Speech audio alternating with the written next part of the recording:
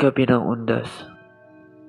Habang abala ang karamihan sa pag-aalay ng kandila at bulaklak, apat na magkakaibigan na sina Lisa, Marco, Jerome at Sinika ay nagkasundo na pumasok sa sementeryo ng San Lazaro matapos itong isara sa publiko. Ayon sa sabi-sabi, may mga kaluluwang hindi matahimik na lumilimot dito tuwing alas 12 ng gabi. May nakakita raw ng lalaking walang ulo, isang batang umiiyak sa tabi ng puntod, at minsan naman mga prosesyon ng mga patay. Kung sino ang unang uurong, siya ang talo. Hamon ni Marco habang hawak ang cellphone na gagamitin nila sa pag-record. Wala naman multo, mga kwento-kwento lang yan, sagot ni Lisa. Kahit ramdam niyang nanlalamig ang kanyang mga kamay. At sa pagsapit ng alas 12, sabay-sabay silang pumasok sa sementeryo sa gitna ng dilim at katahimikan, kung saan tanging huni ng kuliglig at pagaspas ng hangin ang naririnig. Ngunit bago pa man sila makalayo, napansin agad ni Nika ang kaibigan. Isang kandila ang biglang nagliyab mag-isa sa tuktok ng isang nicho. Kahit walang tao sa paligid, nanlaki ang mga mata ni Nika. Guys, nakita niyo ba yun? Bulong niya, sabay turo sa kandila na nagliliyab mag-isa. Baka may nag-iwan lang ng lighter dun o posporo. Paliwanag ni Jerome. Pilit pinakakalma ang sarili, kahit nanginginig na ang boses. Pero habang nakatingin sila, bigla itong namatay. Para bang may kamay na pumihit sa apoy. Ang nakakapanindig balahibong katahimikan ay muling bumalot sa sementeryo.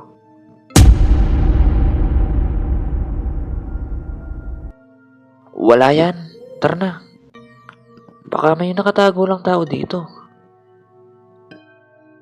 Wika ni Marco at nauna ng naglakad. Ngunit ilang hakbang pa lang ang kanilang nagawa nang may marinig silang mahina ngunit malinaw ang tunog. Isang batang umiiyak.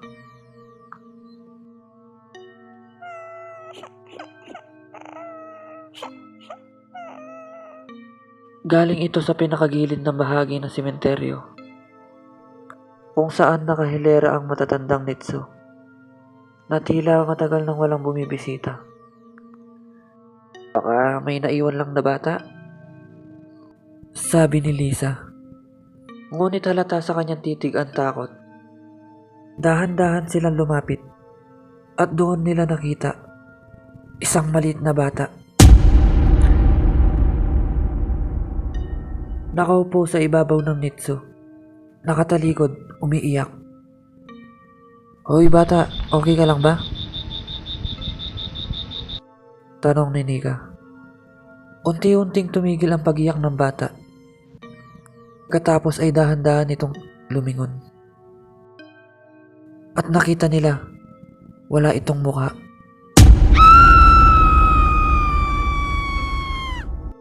Sabay-sabay na napaatras ang apat nang makita ang bata na walang mukha. Walang mata, walang ilong, walang bibig.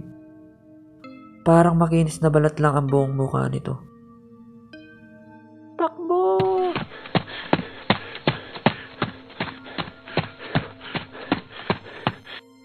Sigaw ni Marco. Agad naman hinila si Lisa. Ngunit bago pa man sila makatakbo, biglang tumayo ang bata at tumalon mula sa nitso. Hindi ito bumagsak. Bagkus ay lumutang ito sa ere. Unti-unti itong lumapit sa kanila. Nakataas ang kamay na tila gusto itong abutin sila. Anong klaseng bata yan?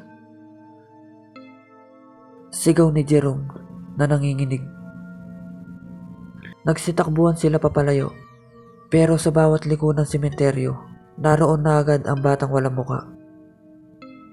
Para bang sinusundan sila saan man sila pumunta.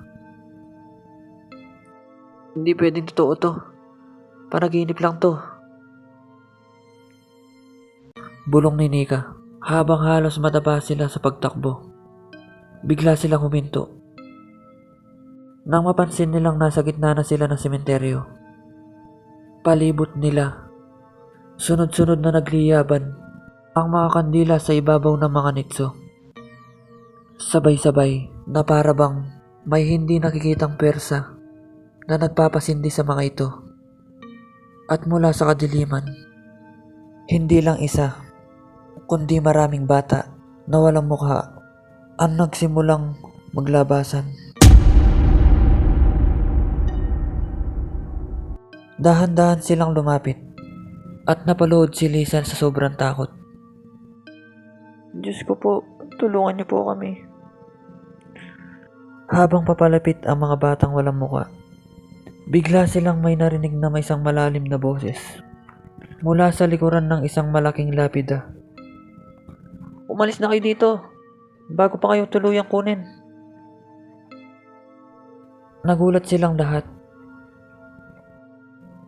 Sino yung nagsalita? Sumilip si Marco at nakita ang isang matandang lalaki, nakasuot ng lumang barong at nakasombrero. Nangingislap ang mga mata nito kahit halos wala namang ilaw sa paligid.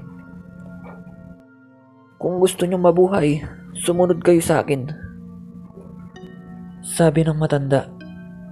Wala na silang nagawa kundi sumunod. Tumakbo sila papalayo sa mga bata. Ngunit sa bawat liko, nakikita nilang sinusundan pa rin sila ng mga walang mukhang nilalang. Hindi sila titigil hanggat hindi kayo nakakalabas ng sementeryong ito, dagdag ng matanda habang nagmamadaling maglakad. Bakit kami? Ano bang gusto nila? Tanong ni Jerome. Tumigil saglit ang matanda. Malamig ang tinig. Gusto nila ng kapalit. Nagkatinginan ang apat. Kapalit ng ano? Bulong ni Nika. Hindi sumagot ang matanda. Sa halip, tumigil ito sa harapan ng isang malaking nitso. Itinaas ang kamay at biglang bumukas ang lapida na parang pintuan. Pumasok kayo. Ito lang ang paraan para makaligtas kayo. Isa-isa silang nagkatinginan apat. Walang gustong mauna, pero dahil papalapit na ang mga batang walang muka, napilitan silang pumasok sa loob ng nitso. Pagpasok nila, malamig na hangin ang sumalubong. Para silang bumaba sa isang mababang lagusan na gawa sa lupa at bato, puno ng amoy ng bulok na kahoy at kandila. Ang mga hakbang nila'y kumakalaksing, parang may mga kadena sa ilalim ng lupa. Hindi ako makapaniwala. May ganito sa ilalim ng sementeryo?